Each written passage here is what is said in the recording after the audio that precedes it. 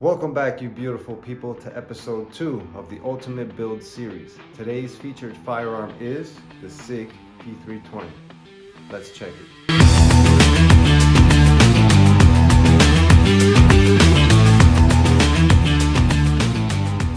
So just like in the last Ultimate Build series episode, I'm going to break down this build part by part, give you a price list of what I paid, and talk a little bit about performance.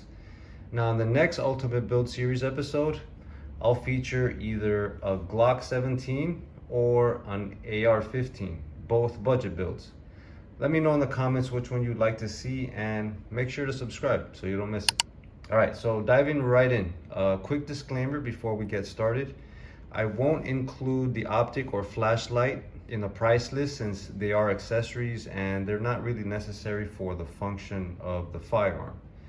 But in case you're wondering, the optic is a Holosun EPS full size and the flashlight is obviously a Surefire X300. Now, starting with the heart and soul of this build, the Sig Sauer Custom Works Fire Control Unit.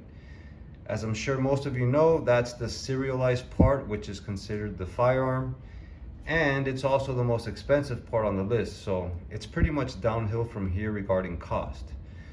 The price I paid for the FCU was $300. Now to house the FCU, I went with the Sig X Series full-size grip module. Although the slide, which I'll get to next, is compact, a full-size frame allows for the compensator to sit flush in it, as you see here. The threaded barrel and compensator options do add to the cost of the build a little bit, but that was one of the main focus points going into this build. I wanted to run a compensator and have it sit flush in the frame. So the grip module was $60.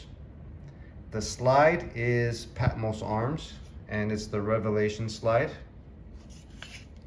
It was the least expensive slide that I found anywhere, and I'm actually very impressed at the quality given the price that I paid. The machining is on point, it has a nitride finish, an RMR cut, and it included a cover plate. Can't go wrong for $150. I found an OEM slide parts kit on eBay for $95 that included everything you need to complete the slide except for the recoil spring assembly.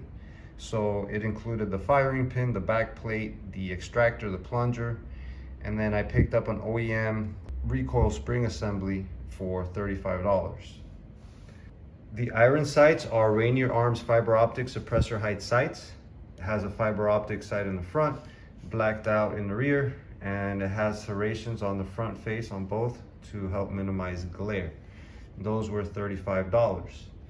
As you may have already noticed, the barrel is a Zaffiri precision barrel, stainless steel, threaded barrel. It did come with the thread protector in the same stainless steel finish, and it has a fluted design. It's a great barrel and I got it at a great price, $130.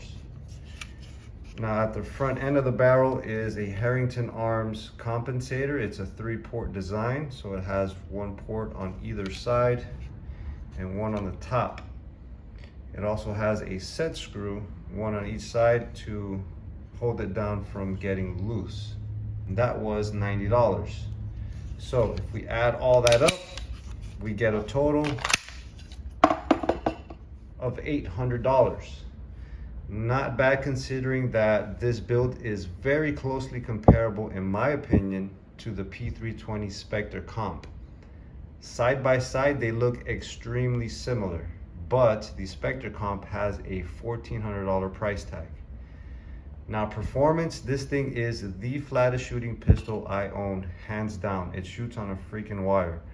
I can't tell you how it shoots without the compensator because I've only shot it with the compensator, but it shoots extremely flat. And it's extremely accurate too. I was getting fist-sized groups at 20 yards pretty easily and consistently.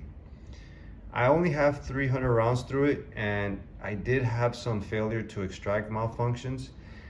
I'm almost sure it's the compensator causing the slide to short stroke, not allowing the extractor to engage the casing, so I might have to run higher powered ammo, but I want to break it in some more to see what happens first.